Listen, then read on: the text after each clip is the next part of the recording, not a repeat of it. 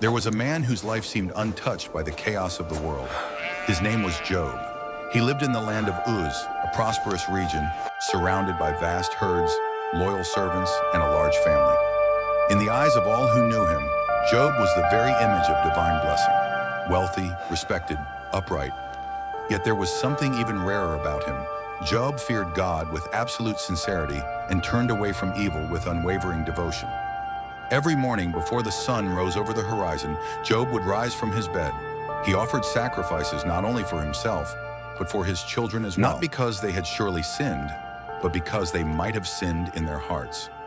That was the kind of man he was. Someone who took God seriously while the rest of the world still slept.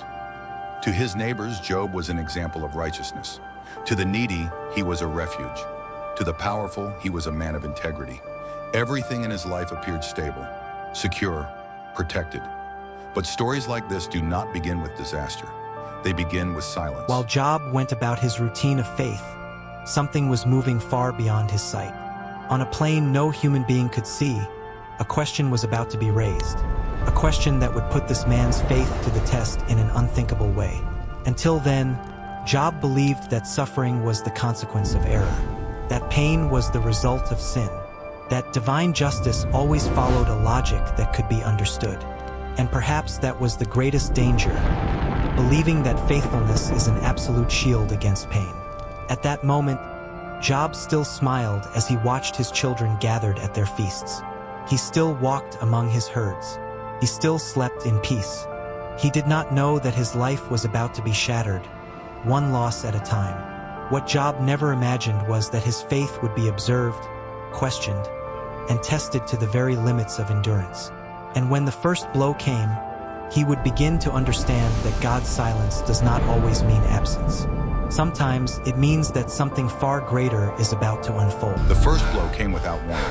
Job was still at home when a servant came running in, his face covered with dust and despair.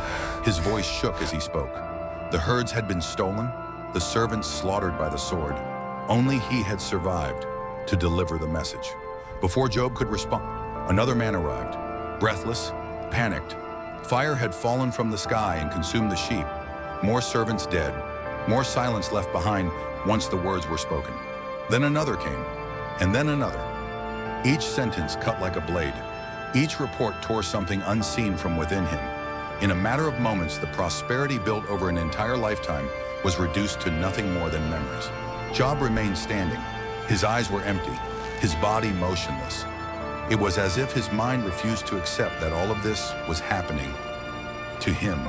But the worst was still to come. The final messenger could barely speak.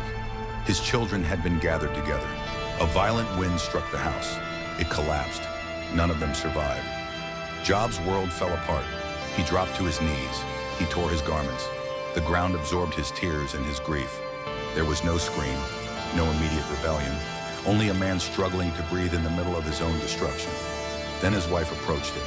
Her eyes carried no comfort, only anger, and anger mixed with fear and frustration. "Do you still hold on to your integrity?" she said, her voice heavy with bitterness and pain. "Curse God and die." Her words echoed louder than any tragedy that had come before.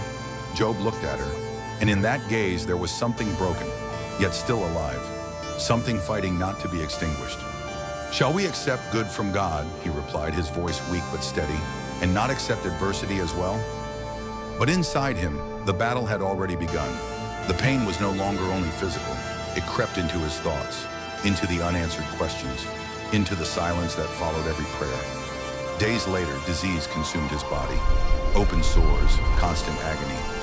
Job sat among ashes, scraping his own skin, while his friends watched from a distance, unable to recognize in that ruined man the righteous figure they once admired.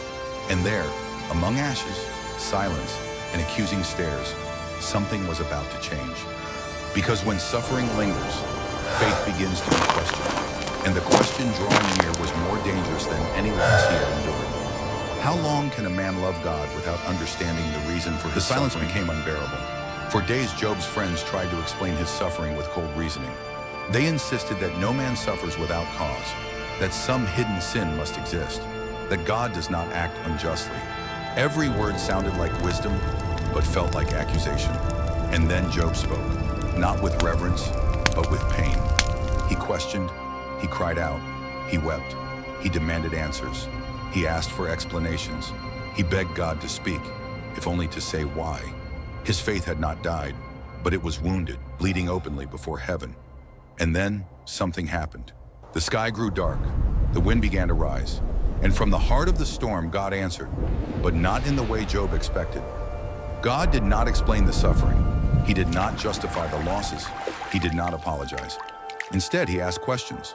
Where were you when I laid the foundations of the earth? Have you ever commanded the morning to appear? Can you control the forces of chaos? Each question brought Job into silence, not through humiliation, but through revelation. In that moment, Job understood something both terrifying and freeing. God did not need to be understood in order to be God. Job came to his senses. He acknowledged his limitations. He did not repent of having faith. He repented of believing he could measure the Creator by human logic. And then everything changed. God restored Job. He gave him twice what he had lost: new children, new possessions, a new life. But none of it erased what had happened, because the greatest reward was not material. It was the understanding that true faith is not born from explanation. It is born from trust. His friends were rebuked. His wife fell silent. And Job went on living, not as a man who had never suffered, but as one who had encountered God in the midst of pain.